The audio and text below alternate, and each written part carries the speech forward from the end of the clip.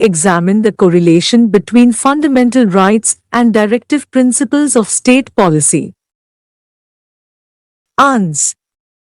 Relation between directive principles and fundamental rights. The directive principles differ from fundamental rights in this respect that while fundamental rights are justifiable and directive principles are non-justifiable.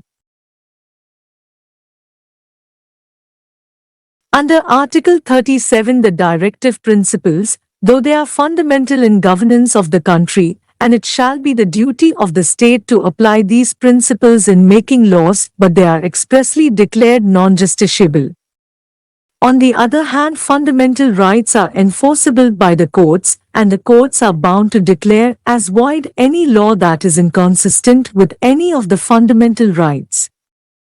The directive principles are not so enforceable by the courts, nor can the courts declare as void any law which is otherwise void on the ground that it contravenes any provisions of the directive principles. It is now definitely settled that a directive principle cannot override a fundamental right. In case of a conflict between a fundamental right and a directive principle, it is the former nor the latter which prevails. This point was first settled by the Supreme Court in Madras v. Champakam Dorairajan, AIR 1951 SC 228, where the communal GO made by Madras government came in conflict with Article 29(2) of the fundamental right and therefore could not be supported under Article 46, in pursuance to which the GO was said to have been made.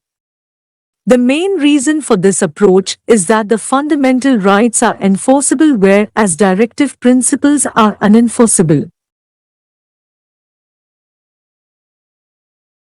The Supreme Court observed as follows: the directive principles of the state policy, which by Article 37 are expressly made unenforceable by courts, cannot override the provisions found in Part 3 which, notwithstanding other provisions, are expressly made enforceable by appropriate writs, orders or directions under Article 32.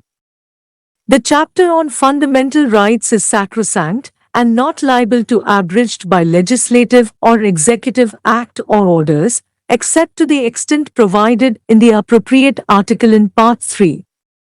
The directive principles of state policy have to conform and to run as subsidiary to the chapter on fundamental rights.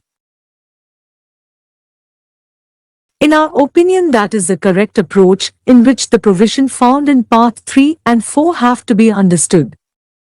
However, so long as there is no infringement of any fundamental right to the extent conferred by the provisions in Part 3, there can be no objection the state acting in accordance with the directive principles set out in Part 4, but subject again to the legislative and executive powers and limitations conferred on the state under different provisions.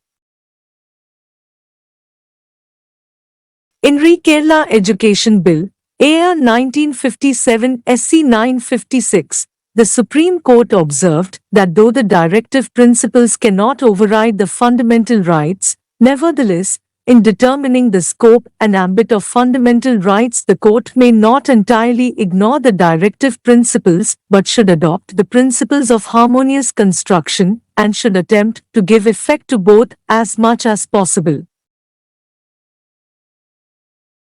In Unni Krishnan v. State of AP, 1993, 1 SCC 645, Supreme Court has reiterated the same principle that the fundamental rights and directive principles are supplementary and complementary to each other, and provisions of Part 3 shall be interpreted having regard to the preamble and directive principles of state policy.